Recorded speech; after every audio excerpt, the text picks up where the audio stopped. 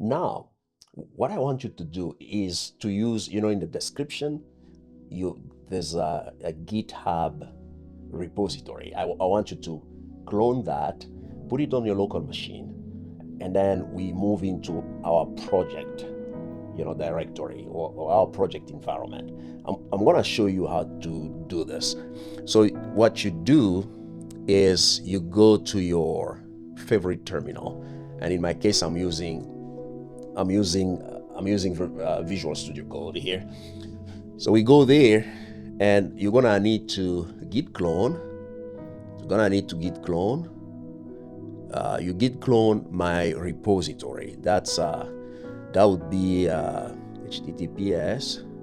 That would be github.com, and my username. You can just copy my username. Just copy this and put it here. Gonna be a project and git clone. So I'm gonna clone this. I think I'm missing something. So it's gonna be Packer here, not Packet. Okay, so I'm gonna change. It's gonna be Packer.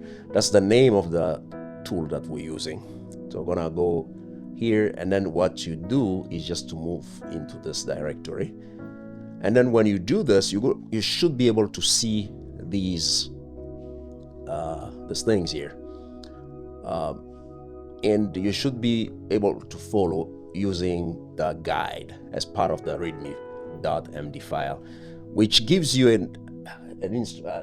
kind of like a step-by-step guide on how you can do this. And that the first thing that you will need to do, you're gonna need to make sure that Packer is installed on your system.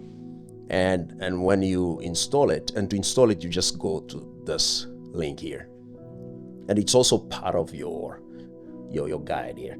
The second thing that you're gonna need to do is to make sure that AWS CLI is installed on your system, and you should be able to follow that. Just go to, if you go to, let's go here, install AWS CLI. So this is the documentation. So go to this documentation and follow the instructions depending on the operating system that you're using for your system. Okay, and once you're done with that, you come back here. If you just type in AWS and then enter, you should get something like this. It means that AWS CLI has been installed. And now you will need to configure. After you install it, you have to configure, meaning you're gonna need to generate the keys that you need. And there are a ton of videos on YouTube that can guide you through this process. And I think I should also have a video on how you can do this, meaning that you enter first your access key ID and then your secret access key. Then you're gonna specify your default region, and here you just enter, use the default, and that's it. So you're done. And once you do that, you finish doing that, then the first thing that you're gonna need to do, first of all, we have these things here. So I wrote down this, and this, what it's gonna do, because you're gonna need this and that. So this is what will define the pre-installed packages that we want to have attached to the AMI, to the Amazon machine image. So we're gonna need to do this, and then this bash shell script will define the different layers that we would like to attach to our AMI. And then to that, we're gonna make sure that we define what we need. Like here, this is just the installation of the Apache web application, and configuring, making sure that it's installed. It will be installed and made started and made persistent. meaning that's the enable flag here, meaning that even when you turn off your system and back on, this web application will always be running. Okay. And the second step is to just configure the ownership and permissions of the application HTML file or directory. And then in there, we'll add this. We're going to configure the index HTML. The index.html is what defines the content of your website. And so if everything works okay, we should be able to see this message here. When you curl on your command line, the terminal will display this message. And when you go, it's going to display this instead. And when you do it over the internet, like on the browser, you're going to just see this one here. Okay? And I can change this to something different. You know, I can edit this. Like I want to show here, welcome to my web server, and I'm gonna add great job on using Packer to customize your AMI.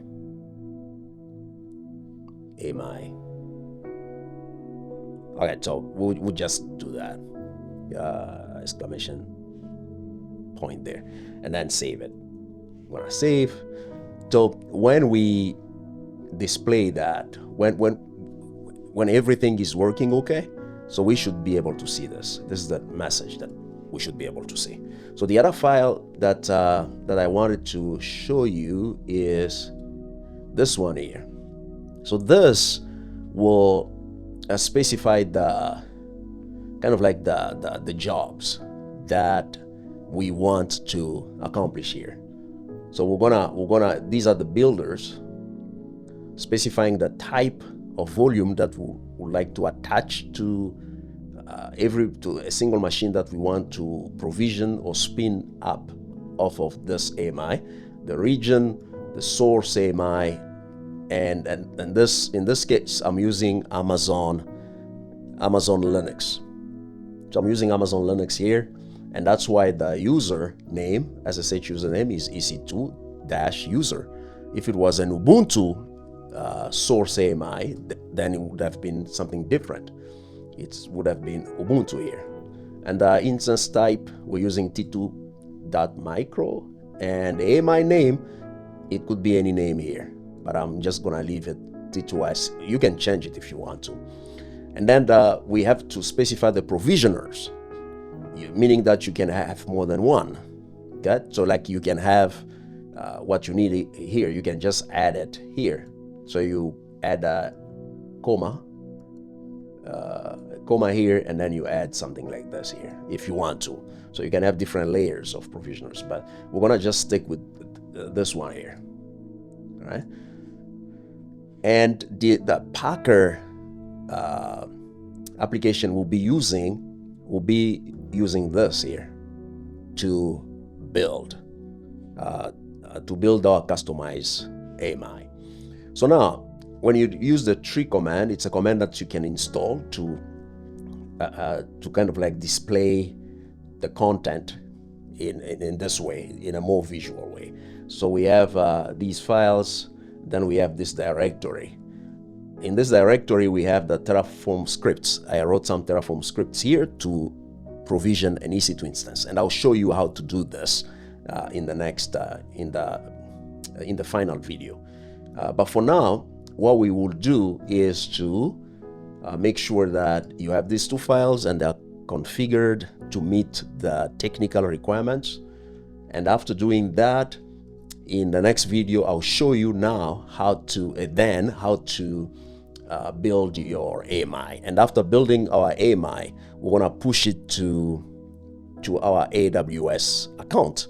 And when we push it to the AWS account, it's gonna appear here. So if you refresh this, so far, like in my AMI section here, you see there's 0. if I can highlight that, you see here, there's 0, 0 there. 0 AMI belonging to me that I own or created by me. But this is going to change. It's going to be 1 after we build and then push the AMI to our account. And this is the reason why. You have to configure your terminal or your local machine to interface with your AWS account. Okay, so I'm gonna stop now. Thanks for watching. I'll see you in the next video.